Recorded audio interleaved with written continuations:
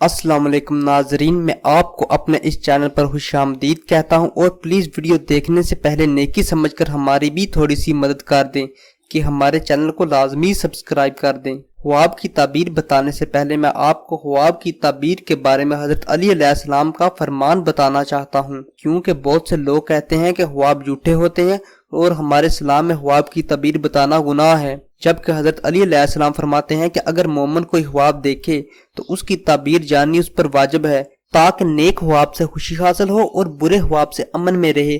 अगर किसी ख्वाब की ताबीर बुरी है तो खुदा ताला से रहम की दुआ करें और सदका दे, ताकि अल्लाह ताला आपको हर किस्म की मुसीबत और परेशानी से महफूज रखें।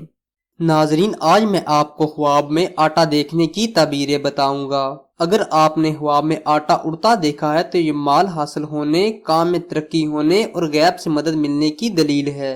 लेकिन अगर आटा छनता देखा है तो ये औरत से दोस्ती होने और दुनिया में मशहूर होने की इलामत है। और अगर आटा बिकता देखें तो जिस शख्स को बेचते देखे वो दीन को दुनिया के ओर फरोख्त करेगा।